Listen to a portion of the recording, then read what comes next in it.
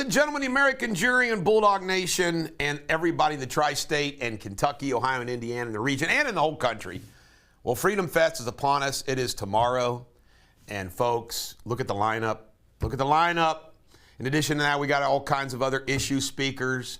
We got a band starting at 1:30 to 3:30 as the early crowd arrives, begins at 4 o'clock. Looks like the rain's not going to happen. If it does, it's going to be a drizzle. Dress accordingly. We are ready for you. So come on out to Freedom Fest. Short news show today. Why? It's all Queen Elizabeth. What everybody's talking about is Queen Elizabeth passed away at 96 years old. She was the monarch. I just want all those people that want to say everything bad about the monarchy, not today. Not today. We'll dive into it later. But Queen Elizabeth lived an extraordinary life from the time that she was born, became queen, I think, at 21. Longest reigning monarch of all time. Think about that from after World War II all the way through today, the world stage that she was on. Incredible. Now, let's have some fun with Charles III. I want to give you a little bit of history lesson. Charles I was the only monarchy in British history that was beheaded.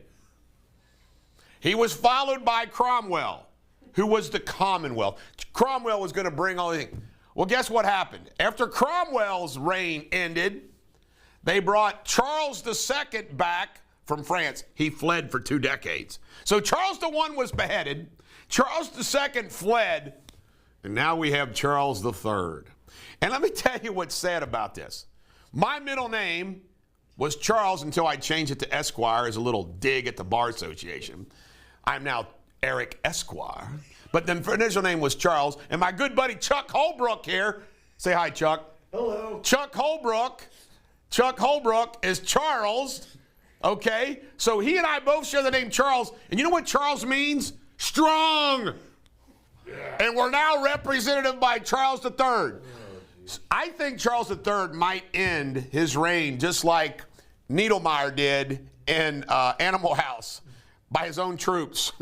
I mean, this guy, if you watch they say the Crown is accurate. The Queen even watched the Crown. Well, Charles III is a weird duck with his Queen consort, Camilla.